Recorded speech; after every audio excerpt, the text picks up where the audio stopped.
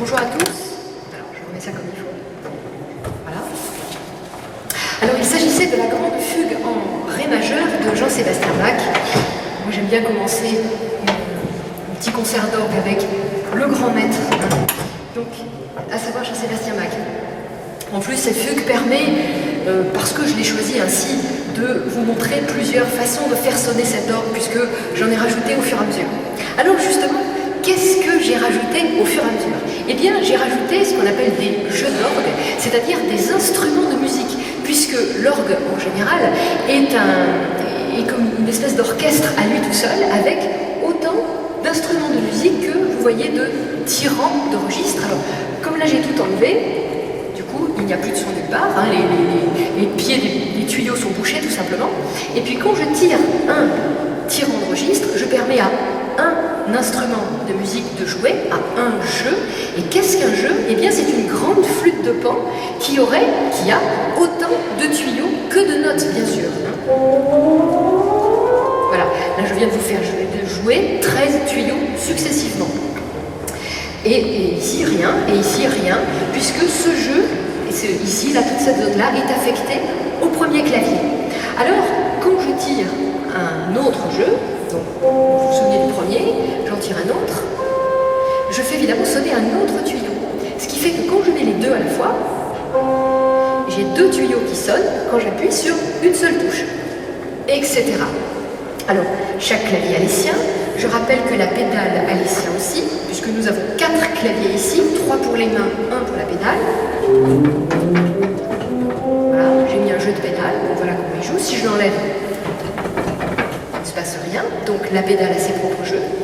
Et comme chaque jeu est affecté à un clavier différent, du coup je vais pouvoir évidemment faire sonner différemment selon à quel étage je vais jouer et quelle combinaison je vais mettre sur chaque étage. Je peux aussi combiner les étages entre eux avec, à l'aide de ces petites cuillères là, je ne sais pas si vous les voyez bien, qui sont, donc j'en ai tout du long, hein, j'en ai 14.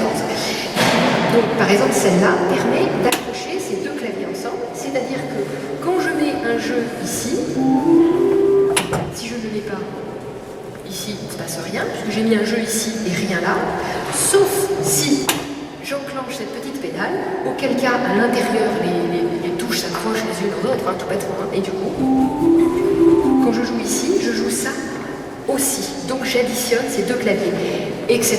Je peux additionner voilà, dans le sens descendant, y compris à la pédale. La pédale, je n'ai rien, pas de son. Mais si je mets des jeux à chaque étage, par exemple ici je mets ça, ici je vais mettre ça, et puis ici je vais mettre ça, voilà, donc ça des choses bien différentes, et bien donc ici rien, et quand je mets la première pédale, c'est comme si je jouais là, si je mets la deuxième, c'est comme si je jouais là, la troisième, etc. Et je peux les combiner entre eux si je les mets tous en même temps. Ce qui fait que là, ce qu'on entend, c'est ce que je jouerais si je jouais là. Enfin, bref, je vous le montre ici. Voilà. Sauf que ça se fait par l'intérieur. Voilà. Et donc, le travail de l'organiste consiste à combiner les jeux entre eux en fonction de ce qui existe. Et tous les orgues étant complètement différents les uns avec les autres, forcément, même construits par le même facteur, de la même façon, dans la même période, avec le même budget, enfin tout pareil, en fait c'est jamais pareil, jamais. Du coup, quand on doit jouer une partition, on a beau la savoir très bien, on arrive sur un orgue, ça on dit, bon bah alors, qu'est-ce que je mets? Alors là, on est parti pour des heures, des jours, des semaines d'essais, erreurs, tâtonnements, on essaye, on combine ça avec ça, puis on s'enregistre d'en bas, parce qu'en plus ça sonne pas pareil quand on est en haut, etc. Voilà. Le travail de l'organiste, c'est ça.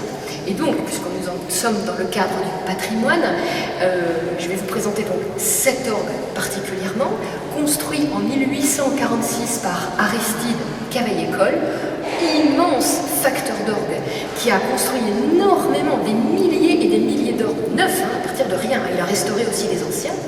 Et comme il arrivait sur la deuxième moitié, vous voyez, 1846, c'était le début de sa carrière, jusqu'à presque la fin du 19e, il y avait tous les orgues à reconstruire depuis la Révolution française, où les orgues avaient été soit détruits, soit laissés à l'abandon.